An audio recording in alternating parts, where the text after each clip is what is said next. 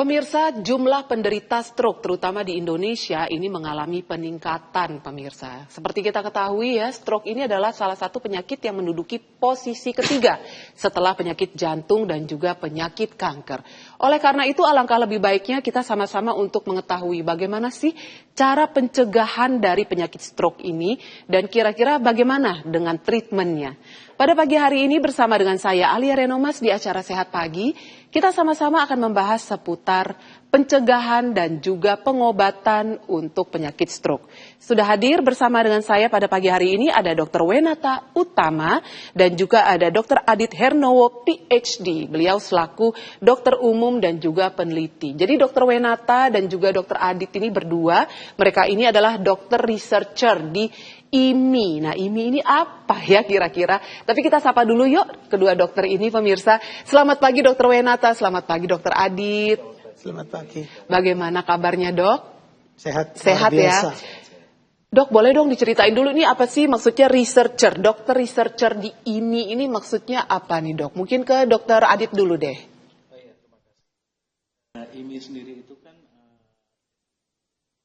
Oke. Jadi Indonesia ini adalah suatu organisasi yang mengumpulkan para peneliti yang mempelajari bagaimana gas-gas yang umum kita pakai dalam tubuh itu seperti oksigen bisa memperbaiki kesehatan manusia. Oke. Nah, jadi researcher dalam hal ini adalah kami sebagai peneliti itu kami mempelajari, mengumpulkan data.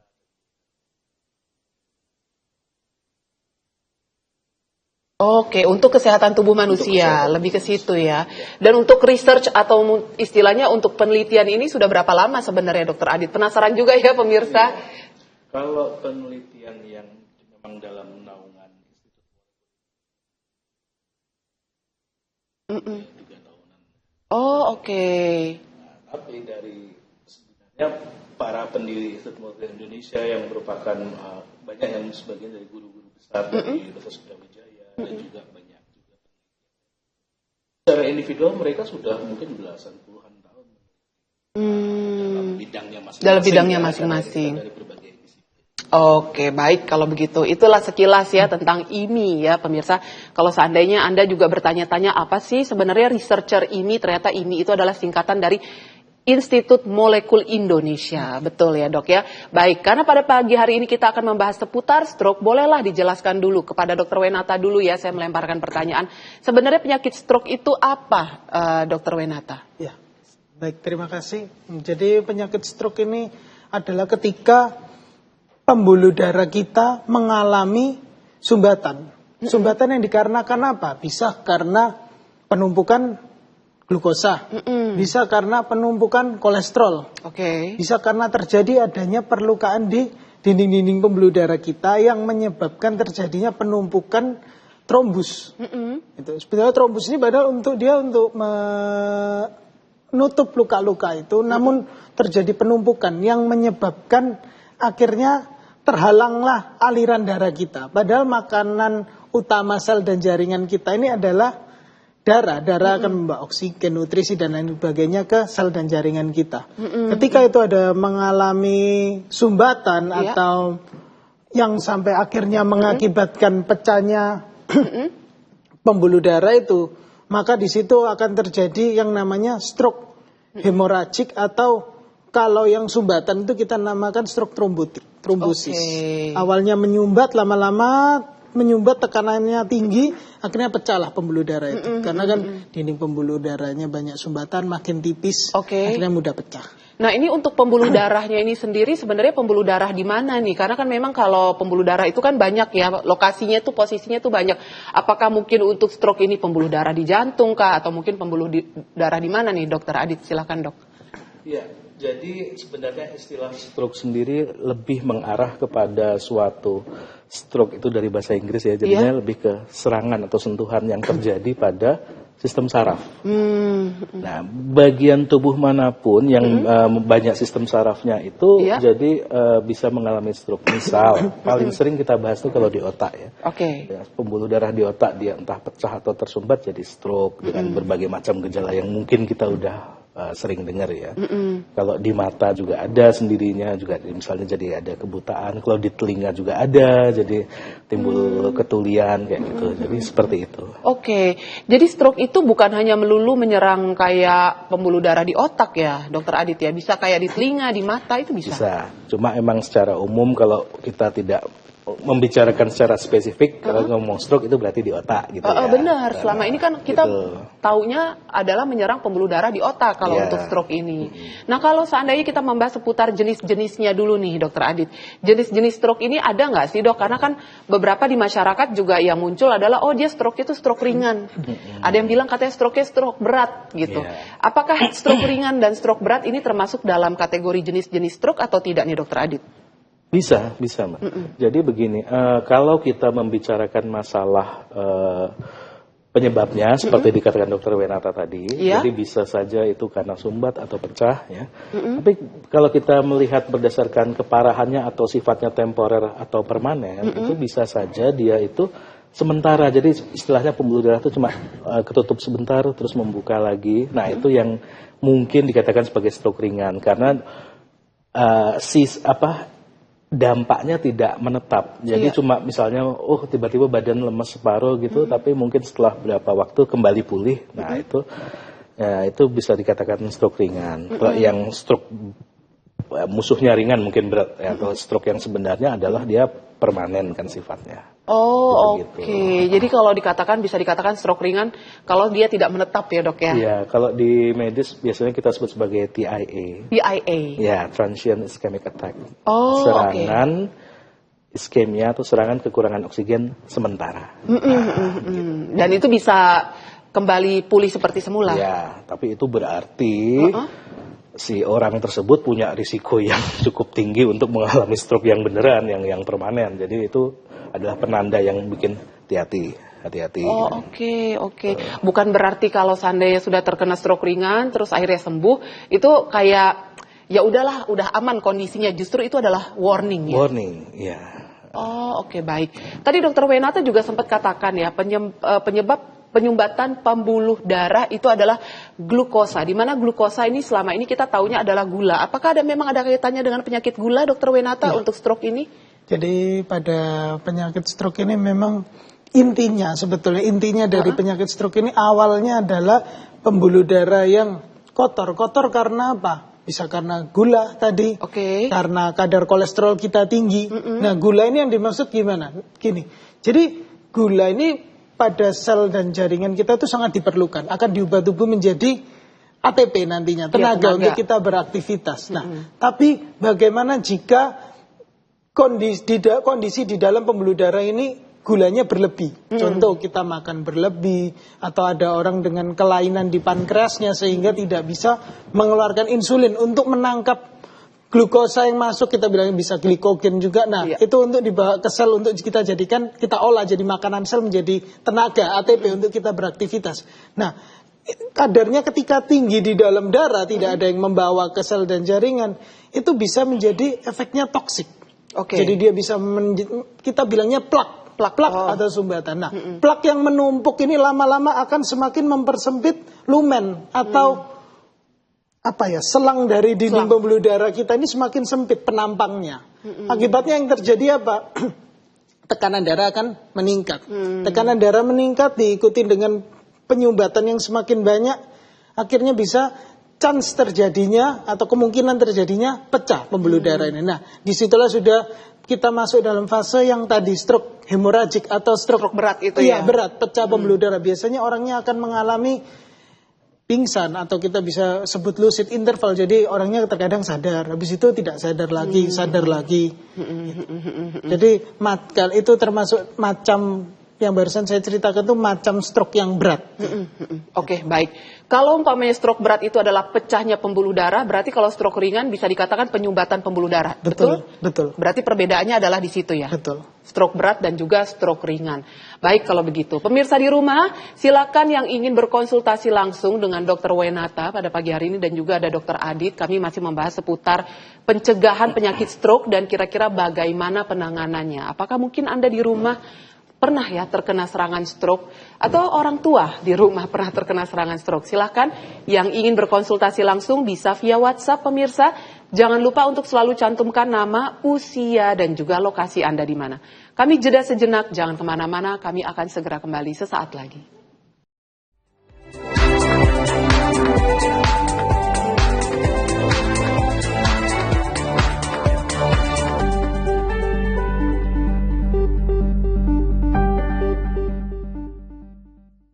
Pemirsa, kalau mungkin selama ini Anda sering sekali mendengar ya di luar sana, salah satu faktor resiko bisa terkena penyakit stroke adalah obesitas, katanya seperti itu. Tapi pernah nggak sih Anda melihat ya kasus, mungkin orangnya tidak obesitas, orangnya cenderung kurus, tapi bisa loh terkena stroke. Makanya dari itu kita alangkah lebih baik ya untuk bisa sama-sama mengenal dan mengetahui faktor resiko yang bisa menyebabkan stroke ini apa saja. Betul nggak?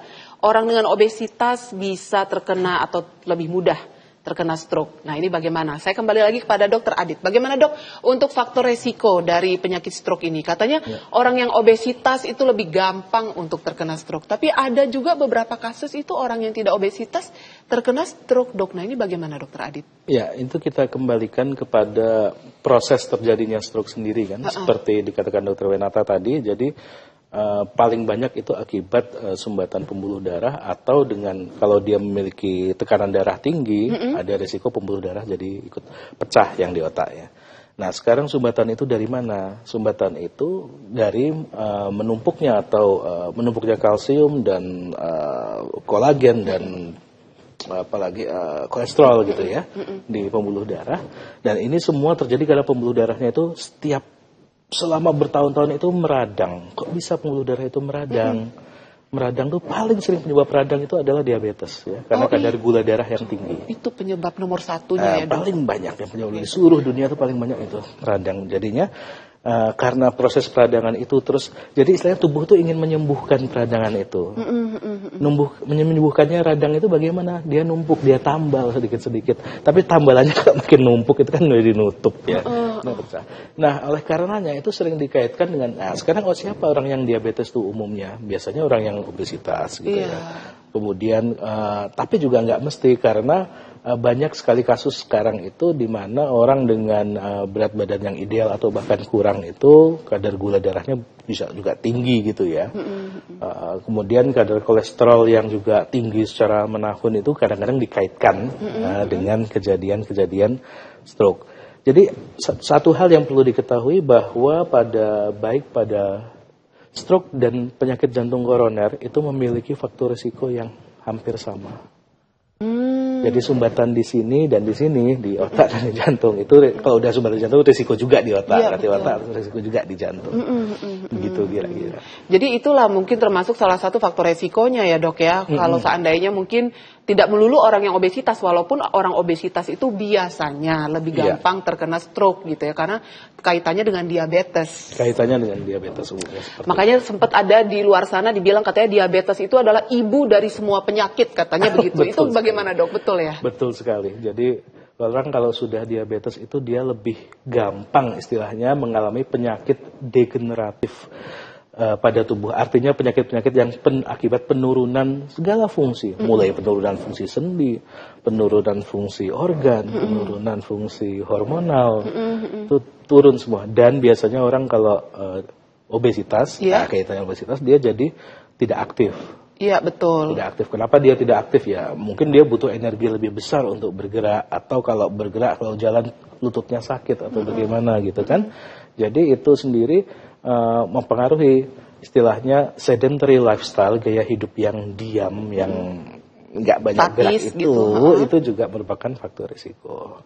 Oke. Tapi kalau seandainya kita membahas seputar penyakit stroke ini, Dokter Wenata, apakah bisa nggak ya kita screening nih umpamanya untuk mengetahui di tubuh kita apakah kita ini memiliki kecenderungan untuk terkena penyakit stroke? Kita lupakanlah perkara obesitas itu, karena jujur aja ya dok ya, di Indonesia sekarang ini kan terutama ya di Indonesia banyak banget gitu masalah untuk obesitas karena diabetes itu ya dok ya, berawal dari obesitas akhirnya diabetes, tapi istilahnya terlepas dari umpamanya obesitas, orang-orang yang dengan kondisi berat badannya ini ideal, bisa nggak ya dilakukan screening dok supaya kita bisa mengetahui apakah ada kecenderungan terkena penyakit stroke atau tidak. Nah ini bagaimana dokter Wenata? Jadi kalau untuk kita lihat untuk screeningnya, kita bisa melakukan medical check up secara rutin. Dari medical check up itu sudah bisa diketahui berarti Dari ya, medical check up ini kita bisa mengetahui apakah ada kemungkinan mengarah ke sana. Contoh medical check up itu mulai dari yang paling simpel saja,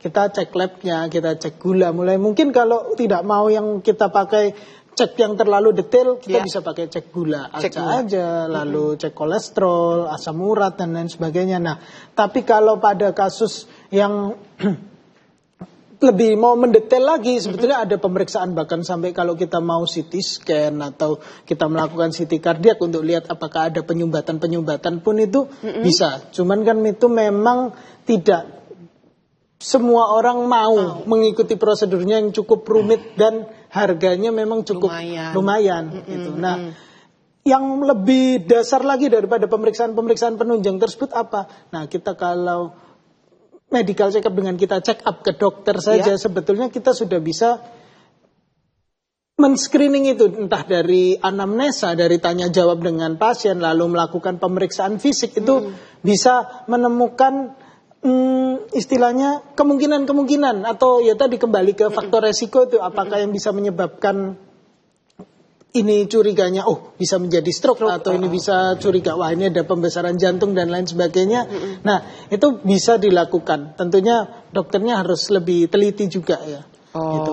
Kalau kita bicarakan faktor resiko itu kembali lagi. Kalau biasanya orang-orang banyak bilangnya dari pola makan, sedentary lifestyle. Nah, tapi jangan lupa usia pun itu juga berpengaruh. Lalu efek ini herediter atau turunan itu juga sangat mempengaruhi. Kalau usia itu pengaruhnya gimana? Contoh,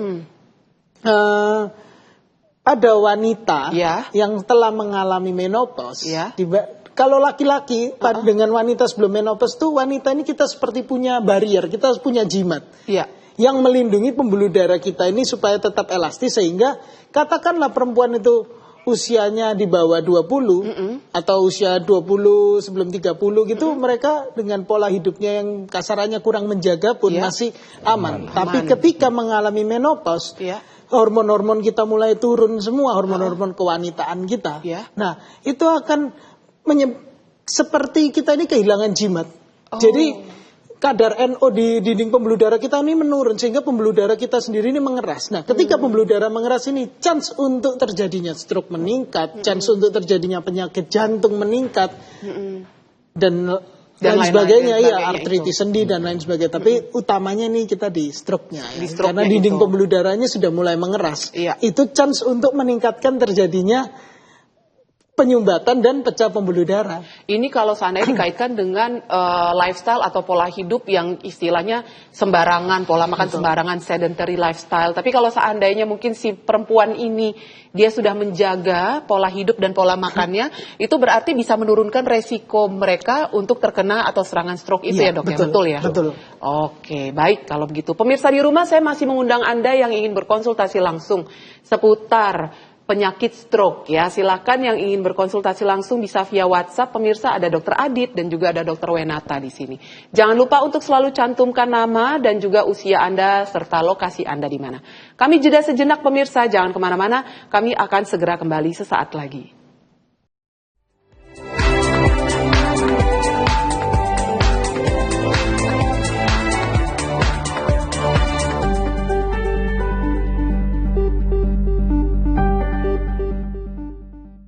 Pemirsa, khususnya buat Anda yang wanita ya, kalau seandainya sekarang ini Anda menjalani pola hidupnya itu yang sedentary, tidak menjaga pola makan dengan baik, tidak berolahraga dengan rutin dan teratur gitu ya, hati-hati karena ini bisa meningkatkan untuk terkena serangan stroke nantinya ketika Anda sudah memasuki usia menopause. Kayaknya itu memang perlu diingatkan ya dok ya, terhadap pemirsa yang wanita nih terutama, karena kalau seandainya serangan stroke ini sebenarnya lebih banyak menyerang wanita atau pria sih dok sebenarnya? Karena tadi kan Dokter Adit juga sempat katakan kalau menopause gitu, itu biasanya meningkatkan serangan stroke karena sudah tidak ada hormon-hormon yang melindungi pembuluh darah lagi. Tapi sebenarnya serangan stroke ini lebih banyak menyerang wanita atau pria, Dokter Adit? Ya, sebenarnya lebih banyak pada pria ya, pada laki-laki ya serangan stroke ini. Itu tadi karena pada wanita, pada selama dia usia subur, itu pembuluh darahnya terproteksi dengan hormon-hormon wanita ya, misalnya terutama estrogen gitu ya. Jadi itu menyebabkan lebih sulit untuk menumpuk atau lebih sulit untuk terbentuknya plak di pembuluh darah pada wanita. Nah, pada saat seorang wanita itu mengalami menopause, itu jadinya dia jadi mulai seimbang sama laki-laki gitu ya. Seimbang istilahnya kalau kemarin dapat pur gitu. jadi diuntungkan, tapi sekarang jadi seimbang, sama-sama berisiko sebenarnya. Sama-sama berisiko. Nah, jadi kalau dibandingkan dengan sebelumnya dia risikonya naik jelas ya. Tapi apakah terus dibandingkan dengan laki-laki dia lebih tinggi? Enggak juga. Membahas seputar serangan stroke ya, Dok ya. Ini kita bahas dulu seputar gejalanya gitu ya. Gejala dari serangan stroke ini kira-kira apa saja nih, Dokter Adit? Kalau biasanya sih dari berbagai macam laporan yang ada ya. Ada yang bilang itu seperti sakit kepala yang paling sakit, yang paling berat yang pernah dirasakan. Jadi sebenarnya ada yang bilang kayak dihantam palu lah, apa sakitnya itu. Ada juga yang terus tiba-tiba merasa lemas, badan itu lemas sekali, nggak ada energi, dan terus mau gerakan mungkin salah satu sisi menjadi lebih berat. Kemudian ada juga yang merasa mau ngomong jadi nggak bisa. Nah, jadi tergantung karena otak manusia itu kan sangat luar biasa ya, dia punya fungsi masing-masing gitu. Nah, tergantung stroke-nya di bagian mana. Kalau di bagiannya mengatur gerak tubuh, otomatis dia akan lemas, lumpuh. Tapi kalau dia stroke-nya itu terjadi ke bagian yang, terutama ke bagian yang ke bagian bahasa, jadi nggak bisa ngomong. Yang kasihan itu kalau bagian bahasa ini kan ada dua ya, bagian buat mengutarakan sama bagian buat memahami. Kalau yang kena itu bagian yang buat memahami, diajak ngomong dia nggak ngerti. Dan semua yang keluar dari omongannya itu jadi kayak nggak ada artinya, kayak ngaco gitu lah. Karena dia nggak bisa ngerti apa yang diomongin orang. Nah, itulah stroke. Jadi kalau dia terjadinya di belakang sini, buta. Oh, buta? Iya, jadi nggak bisa lihat. Nggak bisa ngelihat. Iya. Tapi apakah tiap orang itu yang terkena serangan stroke itu akan mendapatkan gejalanya salah satu aja, ataukah memang mereka itu bisa mendapatkan gejala yang multiple gitu, Dok? Bisa multiple. Jadi gini, otak itu, ini sedikit anatomi ya. Boleh dok, boleh dok. Jadi kita tuh kan otak itu kan menerima input dari tangan, kaki, dari mata, dari telinga. Kemudian otak juga mengirim output ke kaki, ke tangan, segala macam. Nah, ada bagian-bagian tertentu yang jadi persimpangan jalur-jalur saraf. Jadi di persimpangan ini kalau dia stroke di situ, yang kena jadi multiple, jadi macam-macam yang kena. Yang paling sering itu adalah misal kalau ada stroke di sebelah kiri, di persimpangan antara jalur bahasa dan jalur motor. Jadinya orangnya nggak bisa ngomong plus lumpuh separuh di lawannya, di sebelah kanannya. Itu kan kalau yang kena kiri, yang lumpuh kanan, kanan kiri. Nah, itu salah satu contohnya. Salah satu contohnya. Tapi kalau seandainya sudah terkena serangan stroke nih, Dokter Wenata, ya, sudah terkena serangan stroke, let's say tadi kasusnya seperti yang Dokter Adit sempat jelaskan, susah ngomong, terus akhirnya lumpuh gitu ya, lumpuh sementara lah, atau mungkin lumpuh satu badan gitu, setengah badan. Itu bisa diobatin nggak sih, Dokter Wenata, kalau seandainya sudah terkena serangan stroke itu, bagaimana Dokter Wenata?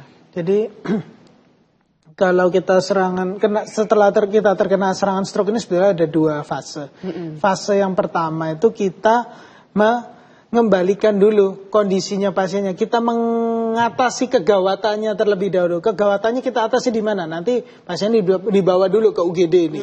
Nah, lalu kita berikan terapi, kita rawat inapkan. Nah, setelah orangnya selesai berobat di rumah sakit, selesai rawat inap, apakah masalahnya selesai? Tentu tidak. Biasanya yang terjadi adalah orangnya mengalami lumpuh.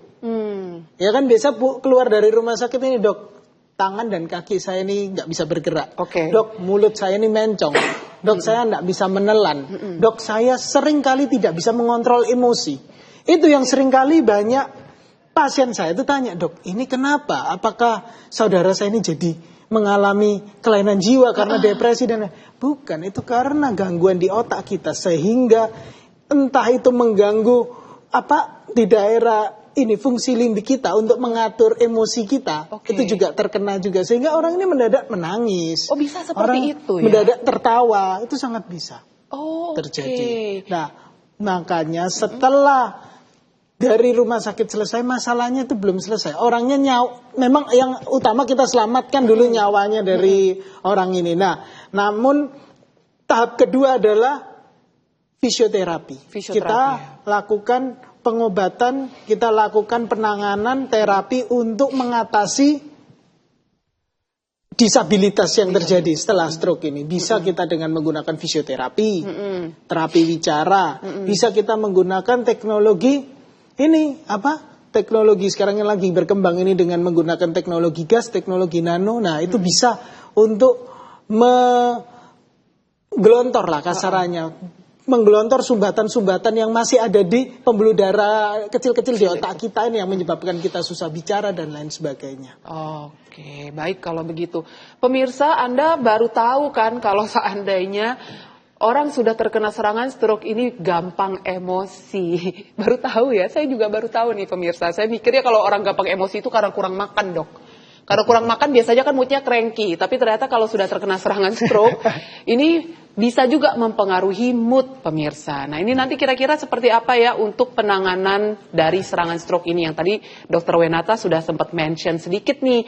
Ada teknologi yang berkembang nih zaman sekarang untuk terapi atau treatment dari stroke ini. Kita akan bahas sesaat lagi pemirsa, jangan kemana-mana, tetap di Sehat Pagi.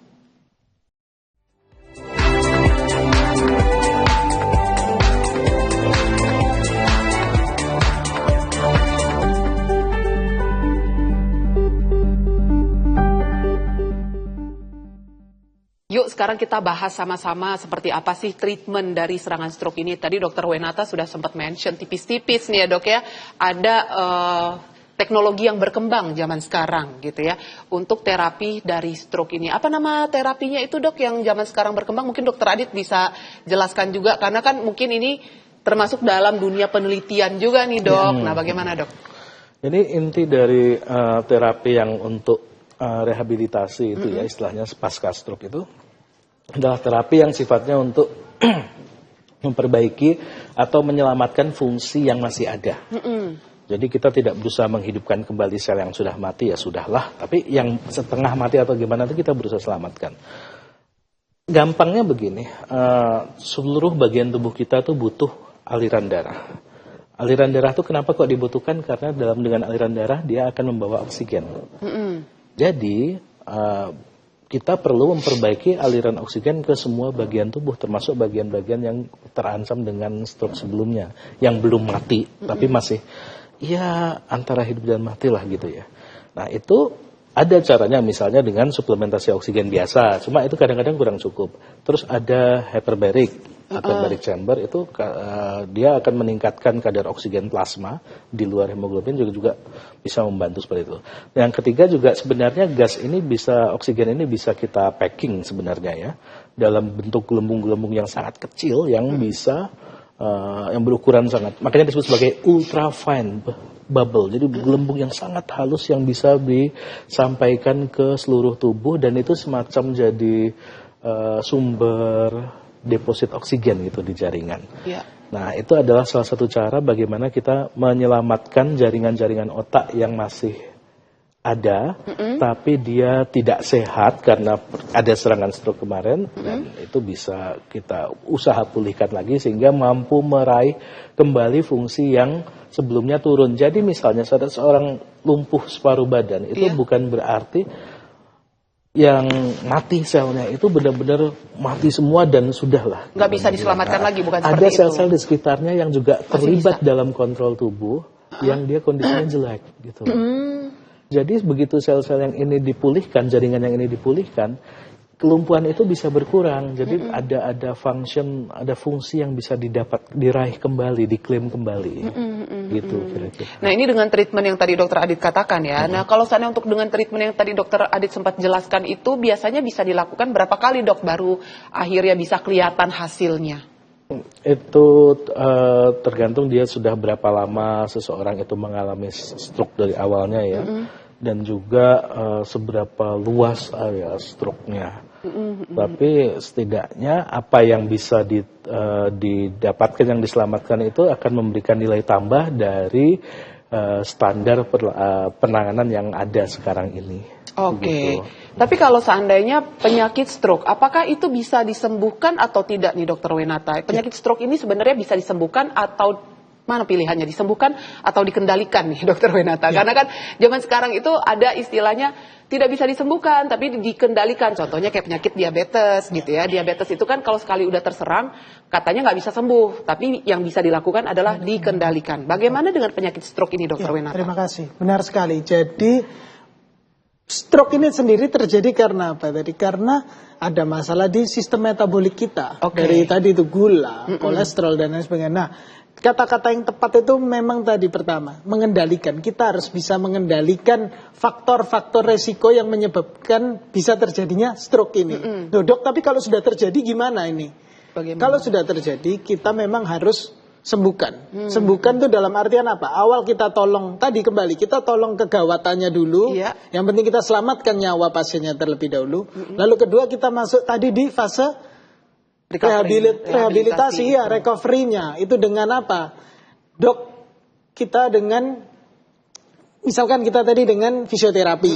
Berapa persen, Dok, kemungkinannya? Tiap orang pasti berbeda-beda. Tergantung dari grade stroke-nya itu ya, Makanya kenapa tadi itu ada beberapa terapi baru, teori baru. Itu adalah tujuannya untuk meningkatkan persentase kembalinya tubuh kita seperti normal. Tapi apakah 100% bisa kembali? Tentu tidak. Ini saya bicara apa adanya ya. Tapi umpamakan bisa kembali 95%, 96% menurut saya itu sudah sangat bagus. Bagus ya. Gitu. Makanya kenapa saya sangat menyarankan atau highly recommended kita melakukan fisioterapi ini jangan hanya dari luar saja. Dok, contoh kita coba terapi wicara, tapi pernah nggak kita berpikir untuk kita ini melakukan fisioterapi, kita ini membersihkan pembuluh darahnya dari dalam. Jadi kita bantu dari dalam maupun dari luar, itu maka hasilnya akan lebih efektif. Iya kan? Ini tingkat kembalinya dari disabilitasnya tuh chance-nya akan semakin tinggi. Itu. Dan untuk terapi ini apakah sudah ada di semua rumah sakit kah atau baru ada di beberapa fasilitas kesehatan aja, mungkin rumah sakit aja, Dok? Karena kan ini kayaknya tadi kalau saya mendengarkan penjelasannya dari Dokter Adit gitu ya, dari Dokter Wenata, ini terapinya lumayan advance nih gitu ya. Jadi ini sudah tersedia di semua rumah sakit ataukah cuman baru ada di beberapa rumah sakit saja nih, Dok? Ya, jadi kalau terapinya kita lebih sekarang ini dalam bentuk klub. Gitu. Klub rehabilitation club. Rehabilitation club. Tapi kalau untuk penelitiannya kita cukup banyak di rumah sakit negeri. Gitu. Kalau memang sudah kita ini kan terus menjalankan ini semakin hari semakin baik, kita semakin sempurnakan. Tapi untuk tempatnya memang kita lebih ke klub rumah rehabilitasi ya.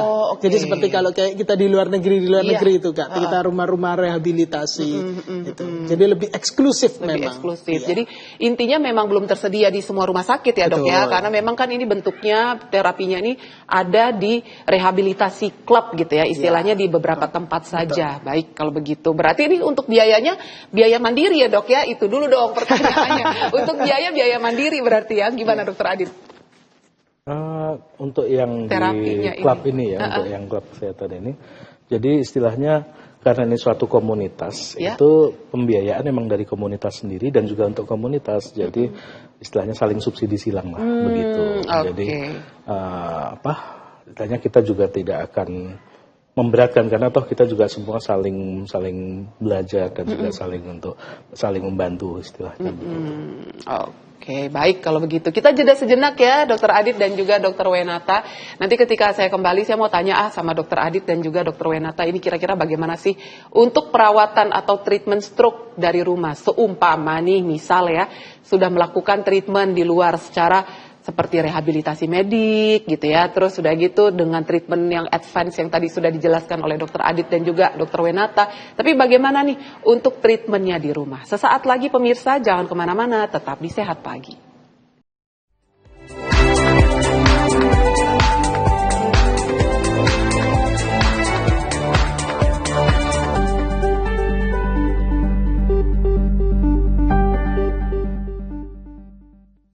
Pemirsa, kalau seandainya ada keluarga yang sakit ya di rumah, mungkin ayah atau ibu atau mungkin suami nih yang terkena serangan stroke, memang yang harus ekstra sabar adalah orang-orang rumah yang memang harus memberikan full support ya bagi mereka yang mungkin sekarang ini sedang menjalani terapi atau treatment stroke. Karena kan terkadang orang-orang yang terkena penyakit stroke ini emosinya kadang tuh up and down, kadang bisa happy, kadang bisa sedih, suka meratapi nasib, kenapa ya ini terjadi pada saya. Nah, ini kira-kira seperti apa ya treatment yang bisa diberikan kepada keluarga di rumah yang mungkin sekarang ini sedang menjalani terapi stroke. Kira-kira support apa yang bisa diberikan oleh keluarga di rumah nih Dr. Adit kalau seandainya memang ada keluarga yang sedang terkena serangan stroke.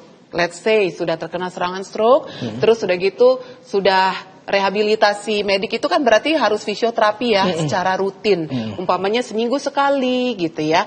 Mungkin datang ke rumah sakit atau mungkin ada fisioterapis ya datang ke rumah. Selain itu ada support apa lagi nih yang bisa diberikan oleh orang-orang di rumah untuk mereka yang terkena penyakit stroke, Dr. Adit? Ya, jadi salah satu prinsip rehabilitasi pada stroke itu adalah prinsip use it or lose it.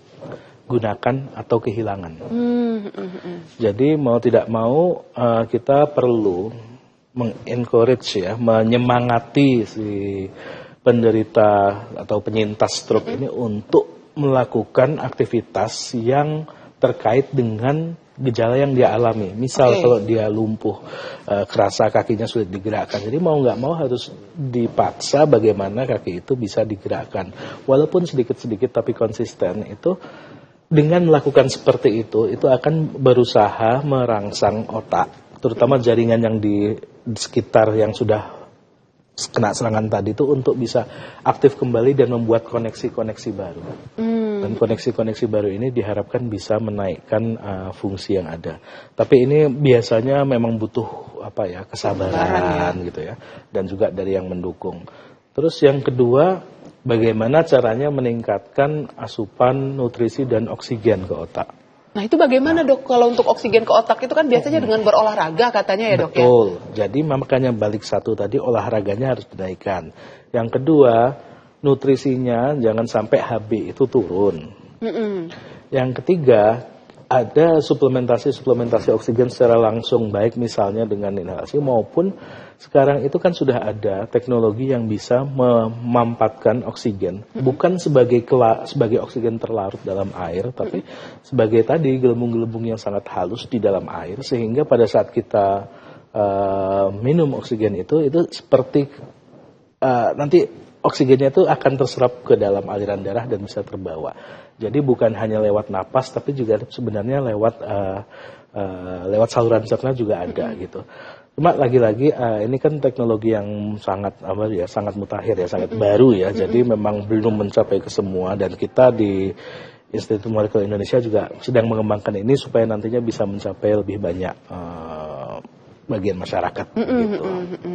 Nah, terkait dengan umpamanya fisioterapi, karena tadi kan Dr. Adit katakan seumpama ini terkena serangan stroke yang susah untuk menggerakkan 1,5 bagian tubuh. Berarti harus dilatih bagian tubuh itu kan, supaya dia akan terbiasa untuk bergerak. Bagaimana dengan seumpama ada serangan stroke itu yang menyerang kemampuan untuk berbicara. Kadang kan ada orang yang terkena serangan stroke akhirnya ngomongnya agak susah ya dok ya. Agak istilahnya kalau kita bilang agak pelat ya. Nah, betul. Terus akhirnya ketika dia ngomong ke kita kita tuh agak susah untuk menangkapnya. Ini obrolannya apa? Nah, bagaimana terapinya untuk mereka yang seperti itu? Apakah memang harus diajakin ngobrol terus? Ya pemirsa ya, walaupun kita itu nggak paham nih apa yang diobrolin, diajakin ngomong aja terus nggak apa-apa, biar dilatih. Nah, ini bagaimana Dokter Adit untuk terapinya itu? Itu ada dua unsur ya pada saat kita ngajak bicara pasien stroke yang mungkin akan kesulitan berbicara. Ya. Unsur pertama adalah melatih otot-otot lidah dan mulut untuk bisa mengeluarkan. Yang kedua ini ada unsur psikis di sini.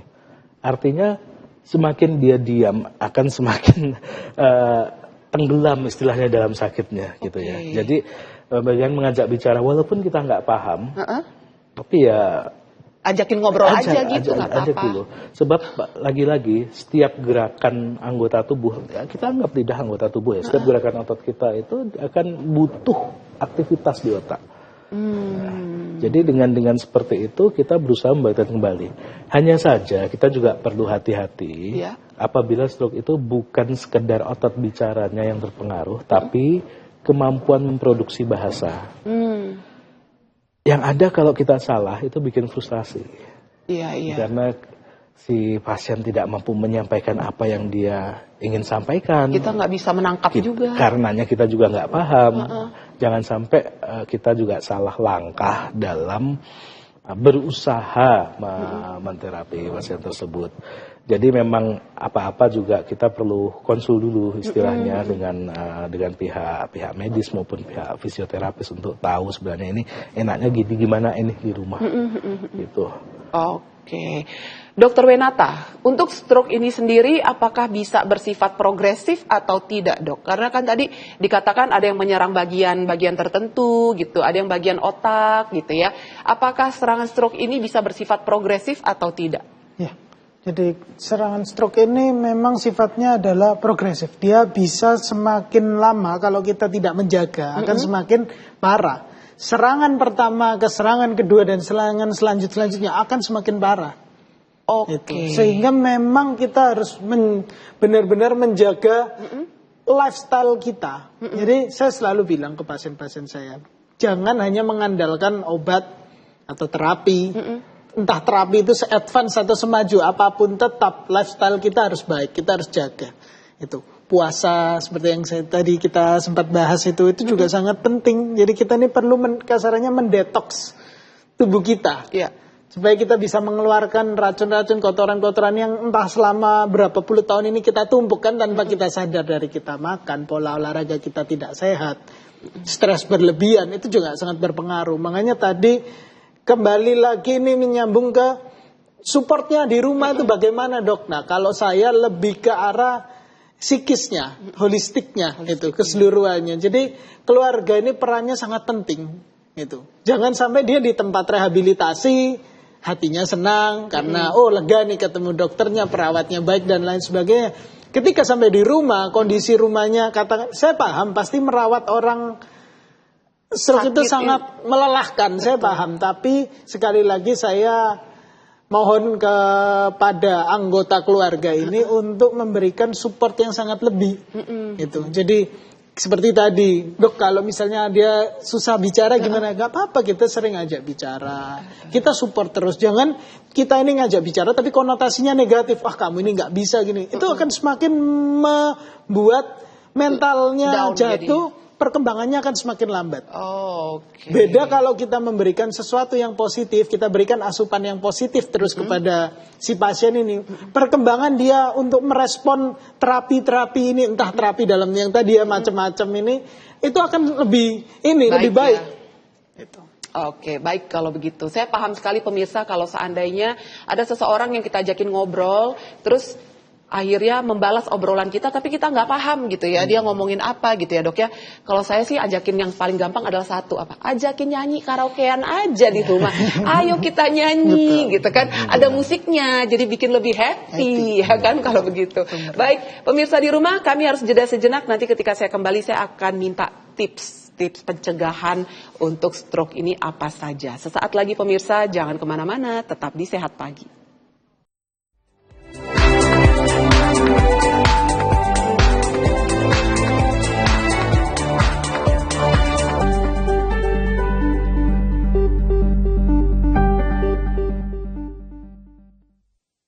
segmen terakhir Sehat Pagi pemirsa, dan sekarang saya ingin meminta tips ya dari Dokter Adit dan juga Dokter Wenata. Tipsnya bagaimana nih untuk pencegahan dari penyakit stroke? Kan Dokter Adit dulu, silakan dok. Jadi kalau dari dari pengalaman saya ya, tips untuk mencegah penyakit stroke itu sebenarnya berawal dari mengurangi risikonya dulu. Oke. Mengurangi risiko terjadinya stroke itu. Jadi misalnya dengan satu lifestyle dari aktivitas tubuh. Sebenarnya tidak dituntut banyak. Kalau misalnya contohlah langkah kaki berjalan itu, ya setidaknya 10.000 langkah. Lama loh dok, 10.000 langkah itu ada kali 1,5 jam kalau seandainya saya lihat di smartwatch. Bener dok, saya itu udah ngetes sendiri loh pemirsa. Iya. 30 menit itu cuma 4.000 langkah dok. Betul, bener, tapi ya? kan tidak harus di satu waktu. Oh iya betul, juga Iya kan? dicicil gitu maksudnya. Dicicil. Dok, ya? Dan ada penelitian satu lagi, yang ini mungkin agak lebih banyaklah berdiri daripada duduk. Oh oke, lebih banyak berdiri daripada duduk. Iya, karena itu juga melatih istilahnya otot-otot pembuluh darah dari kaki hingga jantung itu untuk bisa mensuplai darah dengan tekanan yang optimal ke otak. Kemudian yang lain lagi adalah otaknya yang dilatih. Jadi misalnya, jadi stroke itu tidak hanya sifatnya motorik ya. Ada namanya stroke yang terjadi mikro dan berulang-ulang. Itu yang akhirnya menyebabkannya apa? Menyebabkan demensia. Oh oke. Itu juga, apalagi kalau terjadi di bagian otak depan sini, itu yang bikin orang emosinya tidak stabil lah istilahnya gitu ya. Memori juga. Nah, bagaimana melatihnya? Itu ya tadi dengan otak itu dipakai terus. Banyak membaca, banyak ya kalau malas baca mungkin. Sukanya main gadget gimana dok? Membacanya itu dari gadget itu boleh nggak dok? Kalau yang dibaca itu memang materi kayak yang berita-berita. substansial di Gitu? gadget sumbernya nggak masalah. Oke. Nah, yang penting materi yang bikin kita juga mikir gitu. Iya. Tidak spesifik apapun, bisa masalah. Kalau senang politik ya politik lah. Kalau sastra ya sastra, silakan, atau seni segala macam membaca, atau mengerjakan permainan-permainan kecil yang dengan otak. Atau kalau lagi sedang mikir sesuatu atau menghitung sesuatu, usahakan nggak pakai kalkulator dulu, nyoba dulu. Agak susah kalau nggak pakai kalkulator dok, lama bisa 3 hari hitungnya. Bukan cari jawaban benar. Dilatih otaknya ya dok ya. Ini yang bukan stroke yang umum ya, tapi kadang-kadang yang sering terlupakan juga.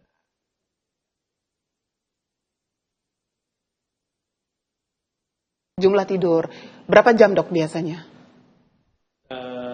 Usia ya. Jadi misalnya untuk lansia itu kan memang jumlah tidurnya 6 jam.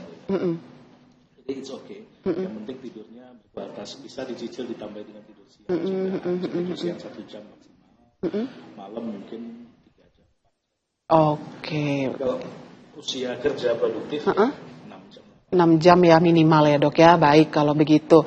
Dok, ini Dokter Adit dan juga Dokter Wenata, ini prakteknya di mana nih? Mungkin dari Dokter Wenata bisa kasih tahu, sama nggak tempat prakteknya atau berbeda nih Dokter Wenata? Iya, kalau saya sendiri memang saya ada beberapa klinik, itu klinik Utama Medika, ini kita ada di Jember maupun di Surabaya. Dan untuk saya dengan Dokter Adit ini adalah kami rekan, kami juga di IMI bersama, Institut Molekuler Indonesia. Dan mungkin untuk rumah rehabilitasi kami ada di Rahu Club juga. Rahu itu, Club? Ya, itu klub eksklusif memang untuk melakukan rehabilitasi. Itu di untuk Surabaya, kesehatan ya, kesehatan mau muda mau sudah usianya tua, memang biasanya orang-orang kalau usianya lebih lanjut kan biasa lebih komplikasi. Betul, Nah, itu penyakitnya. Nah, kita bisa membantu merehabilitasi, membaikkan fungsi-fungsi organnya. Oke, baik kalau begitu. Dokter Wenata Utama, dokter researcher IMI, dan juga ada Dokter Adit Hernowo PhD, dokter umum dan juga peneliti. Terima kasih banyak sudah mau meluangkan pagi harinya ya dok. Semoga kita bisa jumpa di lain kesempatan ya dok ya. Sehat selalu. Terima kasih. Lancar terus puasanya Dokter Adit ya. Dan terima kasih pemirsa sudah menonton acara Sehat Pagi. Kalau seandainya tadi saya sudah minta tipsnya bagaimana sih pencegahan dari penyakit stroke, Dokter Adit sudah katakan coba mulai hari ini diikuti ya saran dari Dokter Adit dan juga tadi ada saran dari Dokter Wenata. Kalau kita pengen sehat memang kita harus PR dulu sekarang pemirsa, harus usaha banget supaya nanti ketika di masa tua kita itu kita bisa memetik hasilnya. Sehat selalu pemirsa, jiwa dan raganya. Alia Renomas pamit, sampai jumpa.